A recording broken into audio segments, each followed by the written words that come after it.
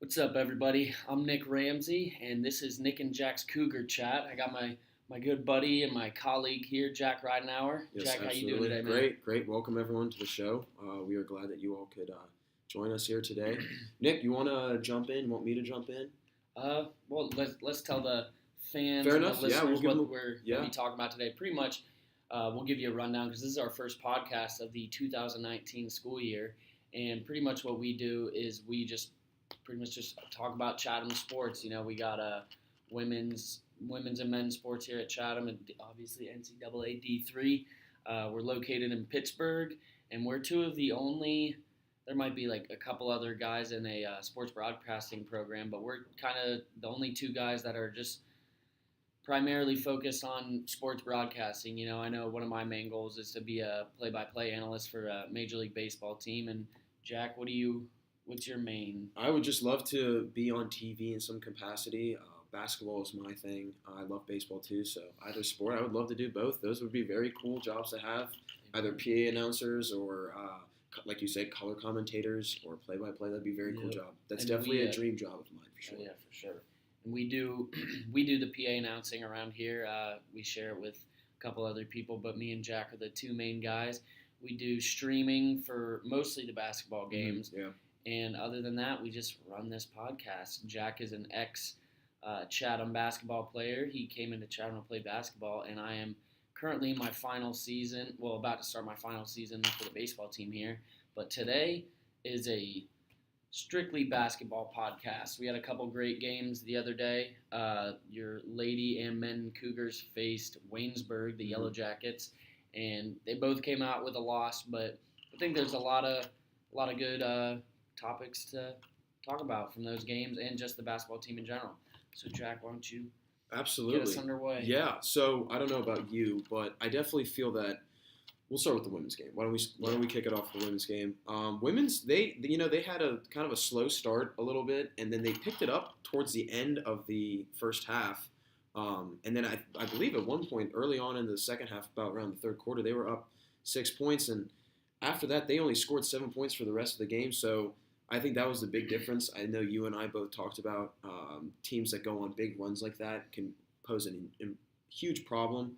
Number one, Brooke Fuller for the Yellow Jackets had 22 points and 11 rebounds. So when you got, other players on the other teams having double-doubles and, scoring 20-plus points, it's pretty hard to contain that defensively, honestly. Definitely.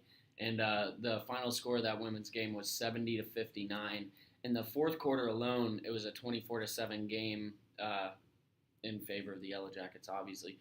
Going into the fourth quarter, it was a score of, let me do the quick math really quick, 46 to 31, 53. So what did I say, 56, 53? I think so. 36. Yeah.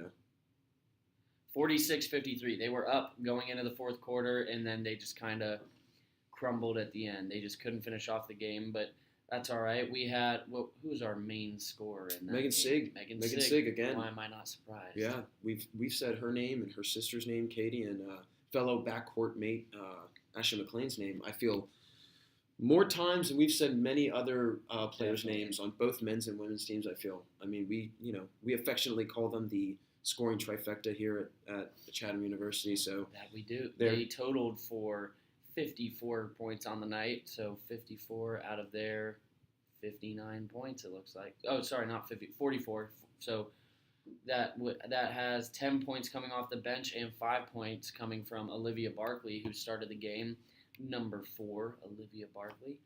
But we had another 5 points coming from Sierra Ungerman and another 5 coming from Caitlin Fertig. So a little more production out of the bench I see this game. We've been talking about that a lot this year, how it's pretty much been that main scoring trio of Katie and Megan Sig and also Ashley McLean, but there just hasn't been a lot of bench production. I believe the game before last, there's only 1 point scored off the bench. So it was definitely nice to see him kick it up a notch a little bit, but I feel like there's a lot of room for improvement still. Yeah, I couldn't agree with you more. I definitely think that it's kind of gone up and down with the bench scoring this entire year. I have been very impressed with Caitlin Fertig the first year coming in, stepping into a big role. She's going to be filling some really big shoes here these next couple years when Ashley, Katie, and Megan all graduate. So it's definitely going to be interesting to see kind of the direction in which this team goes, kind of like where David Sauer is going to take this team. And, exactly. We talk about that a lot when we're streaming the games too, because Katie, Megan, and Ashley, I see Megan had 40 minutes in the past game, Katie Sig had 36, and Ashley McLean had 38 minutes. So, and that's pretty much how that's been the story all year. Those three have been the main, not only the main scorers, but pretty much they've been in the game almost the whole time. And the only downside I see of that, well, a couple downsides are, what are you going to do next year when they're not your option? Right. They're your main three scorers, and coming into the 2020 season, that's weird. 2020, yeah, I know. Going into the 2020 season, none of them will be here unless something happens and Katie and Ashley stay for grad school. Mm-hmm. But other than that, we're getting down to, we're in the second half of the season. We're probably in like the last third of the season now, as a matter of fact. And yeah, I think when it comes down to playoff time, exactly, nine more games. And we talked about this a lot during the stream too. They just looked tired out there right off the bat.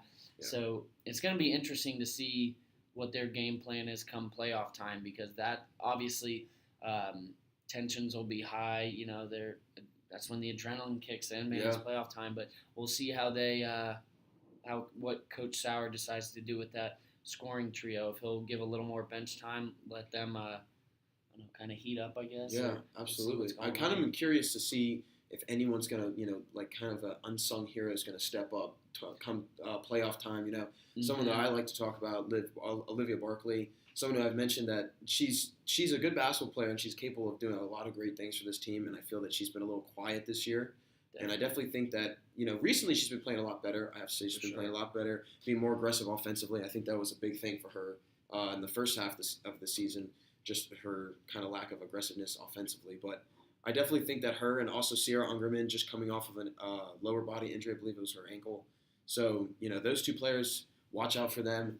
Definitely. Keep an eye out for them, because I think that they definitely could step into some big roles here in the coming games towards the end of this year. Definitely. And they, as a matter of fact, they have 6 games left, not 9, all conference games next week. Well, actually, the 26th, we're doing this podcast today on the 25th. It probably won't go up for about a day or so.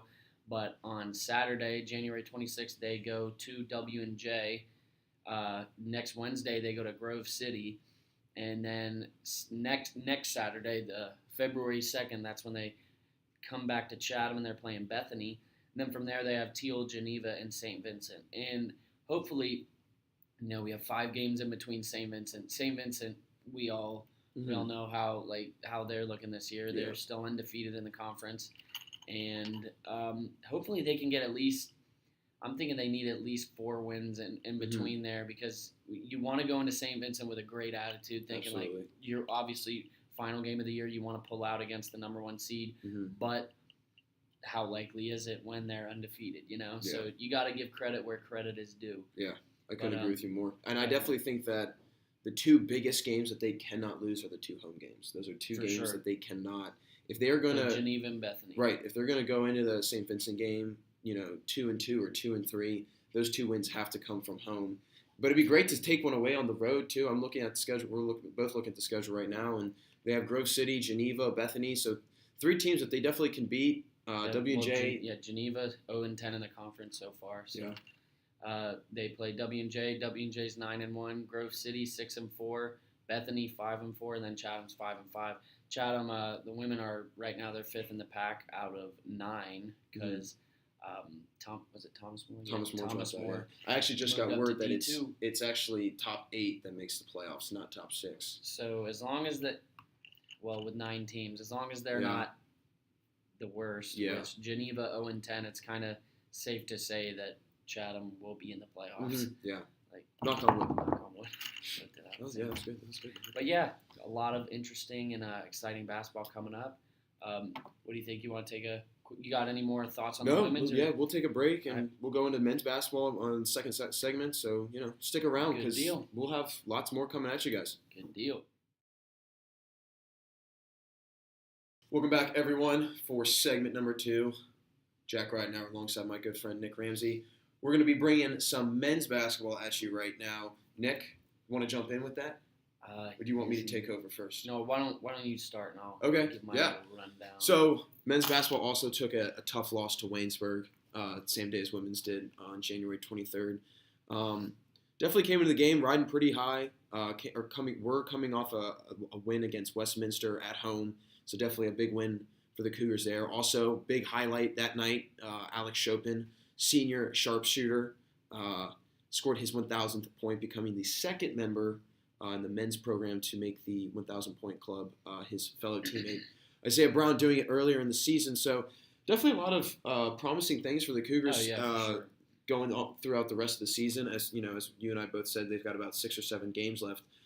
Similar schedule to the women. So, finishing up with St. Vincent away, that's definitely, I'm looking at that game right now, and I'm already penciling that in my calendar as a huge game because that's at St. Vincent at the end of the season. So, we'll see. Right now, I believe they're sitting third in the standings. They are. And St. Vincent is first. They are 5-5 in the pack, and overall they are 11-7. Yeah. Percentage of 6-11, so can't complain so far. No, not at all. And third in the conference, that's a big step up from where they've been in years past. Absolutely. So they're only going up right now. Absolutely. And I think a lot of that has to deal with, I feel now the seniors on this team, very senior-laden team, I think that they're really starting to kind of put the pieces together. This is their senior year. They want to make a good run at the conference championship. So it'll be interesting to see how the end of the year goes. I'm looking for guys like Anthony Big Shot Bowmore. I'm looking for him to really kind of control the tempo from here on out with all these games. He's really kind of their floor general. He leads the way. They do everything. So I'm really kind of curious to see how he leads his team throughout the rest of the season. Also, curious to see how Mark Wells does the rest of the year. I feel like he's a name that we haven't said much on either the live coverage or any other broadcast outlet. Big guy, center, 6'8". I think that he's coming into a role of his own as of recently. I feel like he's been playing a lot better. I'd like to see him be a little bit more aggressive. I feel like when he's really aggressive and he's really, going toe-to-toe with the other big guy on the other team, offensively, I think that he's a skilled basketball player, and he really does a nice job down low. Oh, definitely. A lot of potential in Mark Wells right there. One guy I was really surprised at from the last game against Waynesburg. Yeah. Sorry, I was blank on the name. No. One guy I was really surprised of was Nasir Alexander. He only came out with 9 points, but he came up with some big 3-pointers and some really crucial moments throughout that game. And he's one of those guys. He's not only great on offense, but he's a great defender. I believe I'm trying to find his height. He's about 5'8". Yeah, he's like our height. Yeah, our height, and he's just going toe-to-toe with the biggest guys out there. And he's in their face. You could tell he's really getting in their heads. Great defender. I love watching him on the defense aspect of the game. One thing we forgot to mention in the first segment was also Katie Sigg, Megan Sigg, and Ashley McLean within the past, I'd say 3 weeks. They also joined the 1,000-point club, so big shout-out to them. That's an awesome accomplishment. And that's something they'll be able to say for the rest of their lives. Being a college athlete, that's one thing, but that really kind of like sets yourself separates apart, yourself from 1,000 points. It's a really big feat, and that's pretty distinguishable. Yeah, absolutely. And I mean, all the players that have scored 1,000 points, they've been hardworking players, 4-year players, and they've been big parts of their respectable programs. And I'm not gonna lie, I haven't been around many other athletic departments, but I don't know about you, I haven't really heard of a basketball program having 5 1,000-point scores in one season. Not too many. And I think that's what's unique about Chatham, especially from the men's aspect, because I really don't know what to say for the women's, because for the guys at least, a lot of the guys that came in as first years and started out with this program and kind of earned a starting spot, they've had these 4 solid years to get these 1,000 points. But on the women's aspect, through injuries, these girls came in. It wasn't a new program. It was already a settled it was already an established D3 basketball program, and they came in and pretty much took over the roles, and they grabbed the reins and they took off with them. And it's pretty it's very respectable on the men's side, but I think almost it's on a different level for the girls because they had to come in and pretty much earn their spots from past players, if that makes sense. Yeah. Whereas the guys, they came in, they kind of had a blank slate. You know, they obviously had to beat out the rest of the guys on the team, like for a starting spot. But I think it says a lot about each player, all five, and then also what was it? Ashley's sister, Rachel. Rachel McLean was joined the 1,000-point club a couple years ago, so that's pretty cool, following in her sister's footsteps. Yeah, absolutely. I mean, both Sig sisters, both McLean sisters. There's some good genes in both those families. It's exactly, and the Sigs play soccer. Yeah. Dual athletes in college, and they're both very impressive soccer players too. So definitely, I'm excited for the rest of the season though for both men's too. and women's team. I think that they're going to finish strong, and I think that we're in for a treat come playoff time. I think that they for sure can make a big push. I think it's going to take a lot of improvement in the next couple of games, but I think it's very doable, and I think that players like Ashley McLean and Katie Sig and Megan Sig, yes, they have to take a majority of the shots and take a majority of the responsibility. But I think that supporting characters, Caitlin Fertig, Natalie Knob, I think they're players that can also come in and impact the game themselves off the bench. Same thing for the men. I think, starters like Isaiah and Will Sander and Alex Chopin, guys that really put the ball in the bucket consistently. I think that it's going to take more than just those 3 or 4 guys kind of going off every game. It's going to take, Nas come in and hit a couple threes, or Devin Stedman, another name and someone we haven't seen, getting a bunch of time this year.